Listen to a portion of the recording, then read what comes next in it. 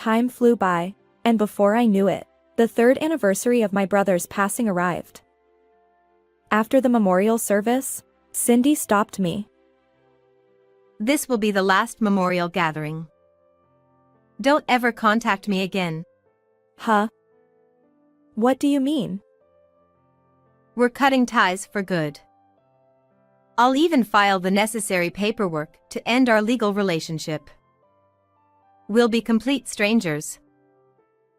This can't be. My name is Michelle, and I'm currently a 30-year-old office worker. I have a brother named David. He's 7 years older than me and has always been kind. When I was little, he used to take me to the park and play with me, and he was also great at helping me with my studies. My brother and I were the only family I had.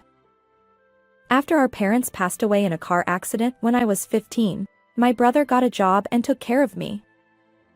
He supported me through high school and even helped me attend college. I'm incredibly grateful to him. About 5 years ago, my brother married a wonderful woman named Cindy. I was thrilled that he found such a great partner. Since he had been like a single father, sacrificing his precious 20s to take care of me, I felt indebted to him. Cindy is elegant, gentle, and a perfect match for my kind-hearted brother. Sometimes, I visit their home, and the three of us share meals together. Cindy has always been very fond of me. I was glad that my brother had built a happy family. But then, something happened. My brother passed away 2 years ago when he was 35. The cause was cancer that he had been battling for 3 years. I resented God, wondering why it had to be my family enduring such pain. Yet, despite his own suffering, my brother always wore a smile for me. Michelle, with your lovely smile, I want you to keep laughing. Even though he knew his time was limited, he tried to impart important lessons to me. He believed in maintaining hope and living with a smile. I realized that I shouldn't be the only one wearing a gloomy expression when my brother had made peace with living the rest of his life this way. So, until he passed away, I made an effort to interact with him while wearing a smile. Still, when he did pass, it was incredibly heartbreaking. I cried a lot and felt down for a while. However, I remembered my brother's words from when he was alive and made an effort to live as positively as possible, always wearing a smile. Even though I still haven't fully overcome my brother's death and sometimes feel like crying out of the blue, I know I need to live with a positive outlook, for my brother's sake. About 3 months after my brother's passing, I visited Cindy, my sister-in-law. However, I was surprised by her appearance, specifically, her clothing. She was dressed in high-end designer outfits, prominently displaying logos. Previously, Cindy had been fashionable but never overtly flaunted her wealth. She used to have a modest and refined image, but now she looked like an Instagram influencer, beautiful on the outside, but it was hard to tell how she earned a living. Michelle, what brings you here all of a sudden? Cindy asked. Oh, well, I was just wondering how you've been. I'm doing well, Cindy said cheerfully. I felt shocked. It almost feels like she has fully adapted to life without him. While I didn't want her to be perpetually sad, and ideally, she'd find a way to recover from my brother's passing. However, it's disheartening that despite it being only 3 months since my brother's death, she seemed so detached or unburdened. Had he not been such an important presence in her life? It made me wonder if Cindy had already grown accustomed to living without him. As time passed, the third anniversary of my brother's passing arrived. After the memorial service, Cindy, my sister-in-law, stopped me. This will be the last memorial gathering. Don't ever contact me again. What? What do you mean? We're cutting ties completely. I'll even file the paperwork to end our in-law relationship. We're strangers now. Cindy said, smiling. Why? How could she? I wondered if Cindy truly loved my brother. Her actions left me questioning. The day after the 3rd anniversary, I had a day off from work. I decided to open the box my brother had left behind, the one I hadn't touched since his death. I'd been avoiding acknowledging his passing, but after the memorial, I felt like I was gradually overcoming it. So, with determination, I opened the box. And because of what Cindy had said, I wanted to confirm what my brother had left behind, to immerse myself in memories.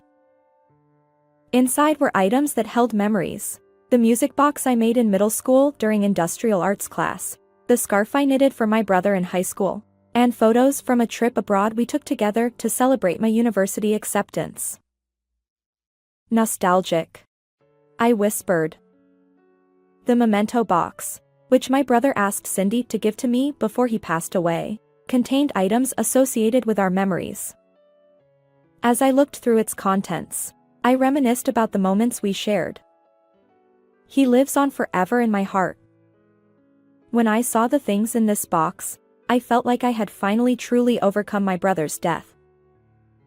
Ultimately, you continued to encourage me until the end, I mused. I wound up the music box, and sweet melodies filled the air. Suddenly, the sound stopped midway.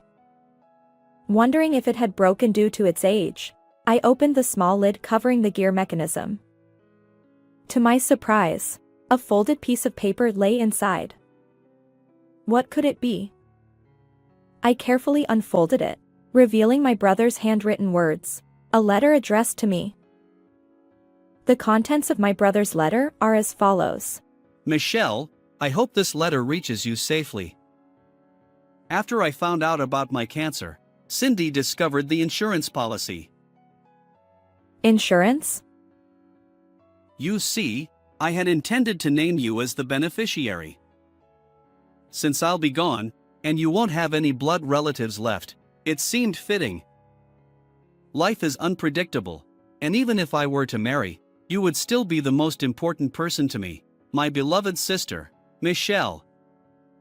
So, despite getting married, I didn't change the beneficiary to Cindy. Furthermore, as our marriage progressed, I began to suspect that Cindy was more interested in my earnings.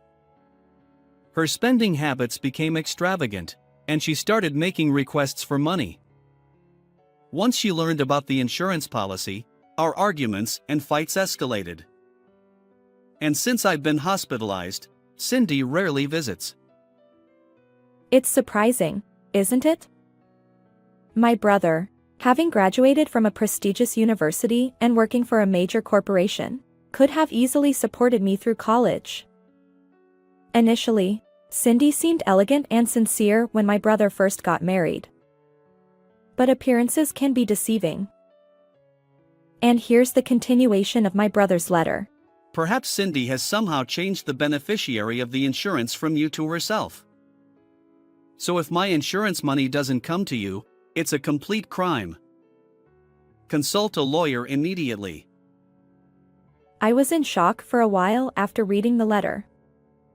After regaining some composure, I followed my brother's advice and consulted a law firm right away. The fact that I still hadn't received the insurance money even after the 3rd anniversary of my brother's passing indicated that Cindy had indeed changed the beneficiary without my knowledge. Now it all made sense. The lavish lifestyle Cindy had been leading. In short, Cindy had embezzled the insurance money and was living a life of luxury. The lawyers were empathetic and promptly took up the case with the insurance company. And that's when I learned the shocking truth: the amount of my brother's insurance payout. Apparently, my brother had taken out a life insurance policy soon after our parents' passing, and the final payout was $300,000. The insurance company promptly responded through the lawyer and paid me $300,000. Even though I saw the amount recorded in my passbook, it didn't feel real. I somehow couldn't believe I had that much money. But this was something my brother left for me. I intend to use it carefully to live a happy life. Later, Cindy suddenly called me. What's going on? Why are you calling out of the blue? Haven't we cut ties already? Don't play innocent. You set me up, didn't you? Oh, really? What are you talking about? I've been accused by the insurance company. I haven't done anything. Oh, come on. Are you still trying to deny it? You changed the beneficiary of the insurance money without authorization, didn't you? What? I didn't change anything without permission. David signed the paper to change it, and I took it to the insurance company. Is that so? I thought this woman was beyond redemption. Even now, she's still claiming her innocence. Well, you see, the fact that the insurance company has accused you means that everything you've done is out in the open. Forensic analysis of the handwriting has already proven that it's not my brother's signature. Oh no. You didn't. Who would have thought you'd cozy up to someone at the insurance company and try to split the insurance money? Why would you? Through a lawyer, the insurance company investigated, and apparently the person in charge quickly confessed to the crime. I don't know the whole truth, but it seems he easily betrayed you, considering that he was approached by you. So, it appears that your guilt is quite significant. This can't be. Well, well, well. Bad deeds catch up with you, don't they? Make sure you return the money to the insurance company. But I've already spent $60,000. Oh dear. Well, that's your own doing.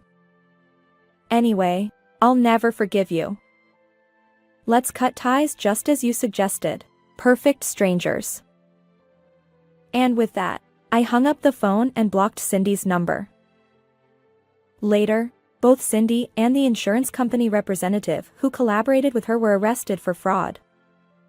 They were each given probation and required to pay half of the $300,000 to the insurance company. Even after using the remaining $90,000 she had on hand for repayment, Cindy still had $60,000 in debt remaining. Currently, she lives a modest life and works nights to repay her debts. Well, it's a case of reaping what she sowed, so there's no room for sympathy. On the other hand, I've returned to my daily routine, focusing on saving from my earnings while being frugal. I plan to use the insurance money my brother left me for retirement. Following my brother's advice, I've embraced positivity and a smiling outlook on life, which recently led to a wonderful encounter. He's kind, cherishes me, and we're both in our 30s, even discussing marriage. Every day with him is delightful, and I'm confident that together, we'll build a beautiful family. I'll live a happy life, honoring my brother's memory. How did you find this story? And don't forget to subscribe to the channel. Until next time.